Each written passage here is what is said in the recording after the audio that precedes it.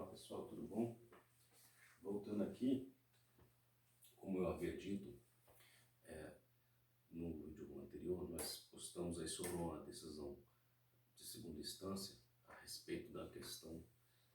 onde houve uma divergência de interpretação do juízo de piso, do juízo da primeira instância, quanto a questões de legislação de direito material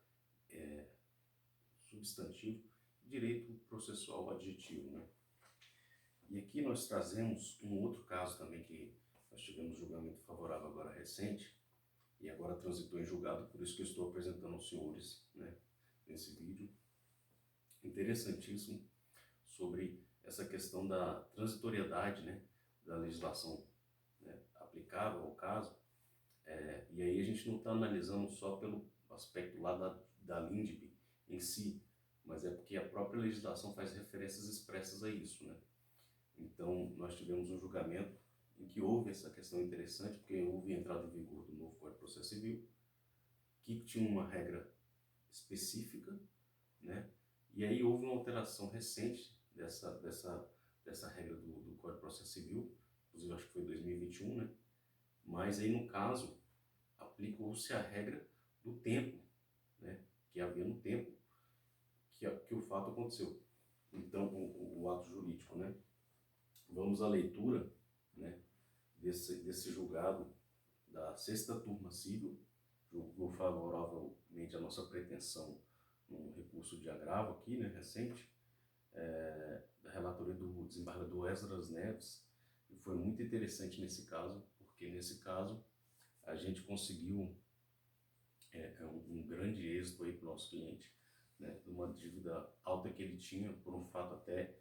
que não vem ao caso ficar discutindo, porque já conseguimos resolver essa questão definitivamente, aí depois de um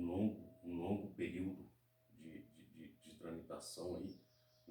Mas o que mostra que vale a pena contratar os serviços de um advogado, um bom advogado, para poder fazer sua defesa dos seus direitos, porque a justiça pode até tardar, mas ela não falha, porque lei é lei, e nesse caso aqui, a lei veio para proteger o nosso cliente, que foi beneficiado por essa decisão que eu acho muito interessante, trazendo aqui para os colegas também, estudantes da área jurídica, e outros colegas também poderem analisar essa questão, que se foi julgada já em segunda instância, já demonstra que houve uma divergência de entendimento, jurisprudencial, aí, digamos assim, ou dizendo, não só jurisprudencial, mas jurisdicional, porque o juízo de piso, nesse caso, também teve sua decisão substituída por essa decisão da turma aqui. Então vamos à leitura para ser mais breve. Agravo do instrumento, execução de título extrajudicial, cheque, suspensão, prescrição intercorrente, Lei 7357 de 85. Vejam, aqui tem duas questões. Tem a questão de direito adjetivo e a questão de direito substantivo. Envolve a questão de direito material e de direito processual. Vamos lá, Por isso que envolve, inclusive, um outro equívoco cometido pela instância de piso, que foi confundir a questão discutida nos autos como se fosse uma pura e simples cobrança, quando se trata de uma execução baseada em título executivo extrajudicial, E aí, então, vamos dando seguimento à leitura. Novo regramento. Inaplicabilidade. Questão do Código de Processo Civil, que eu falei, que a partir de 2021 entrou uma nova legislação, mas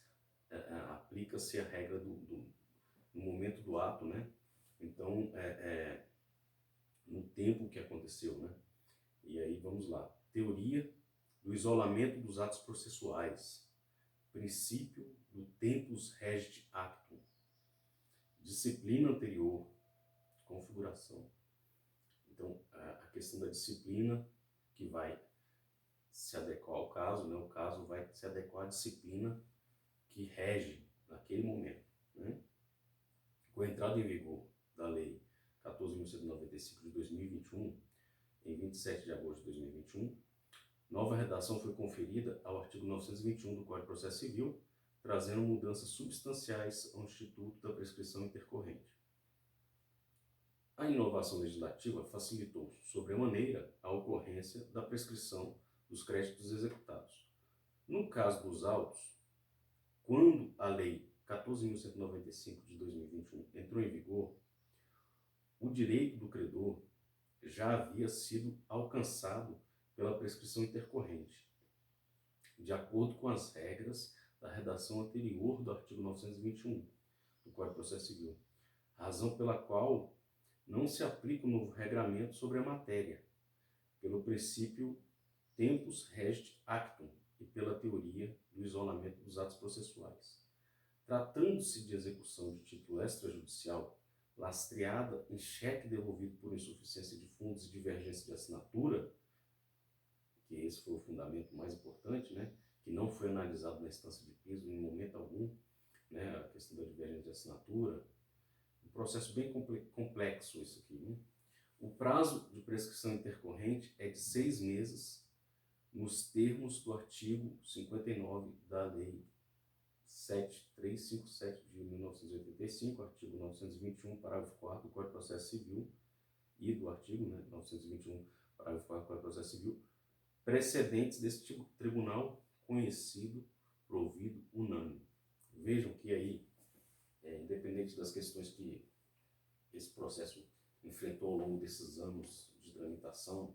como falei aqui, a questão da prova que foi suprimida, embora tenhamos à época gravado e recorrido sempre, nesse caso aqui, teve umas outras questões que foram envolvidas nesse caso aqui, né? Inclusive questões processuais muito sérias, eu não vou entrar muito em detalhes aqui nesse vídeo. Mas, como se viu aí, um magistrado de piso, ele, independente dessa questão da legislação adjetiva ter sido alterada em 2021, pela essa regra da nova lei, sendo feita uma análise mais profunda do caso, essa regra ainda beneficiaria mais ainda o exequente se fosse analisar por esse lado, porque ela é uma regra que traz novas balizas precisas, né, com relação à prescrição intercorrente. E havia um pouco de nebulosidade no sistema anterior, que já havia sido introduzido em 2015, né, por conta já dessa longa construção jurisprudencial, né, que nunca havia sido firmada, mas que a partir dessa alteração do Código de Processo Civil foi assegurada na legislação adjetiva. E essa alteração que teve em 2021, na verdade, eu entendo que ela foi mais benéfica ainda, porque ela trouxe balizas mais claras. Mas nesse caso dos autos, por isso que a turma julgou com base na lei do cheque,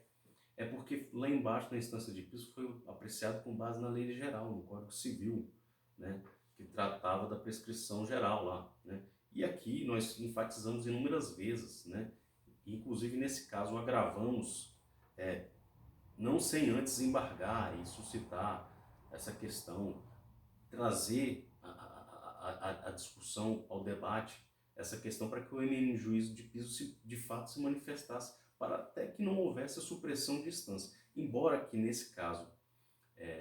saibamos que nesse caso de legislação processual, por exemplo, a turma pode de ofício, né, reconhecer a ilegalidade e extinguir o processo, como foi de fato o que aconteceu aqui, tá certo? Então vejam como é importante a contratação do bom profissional para acompanhar a sua causa, e isso pode beneficiar os senhores imensamente. Nesse caso aqui, a quantia que o cliente teve de benefício com esse nosso trabalho foi vultuosa, e eu não vou ficar aqui podendo divulgar, por uma questão de respeito, né, à nossa profissão, dignidade da nossa profissão e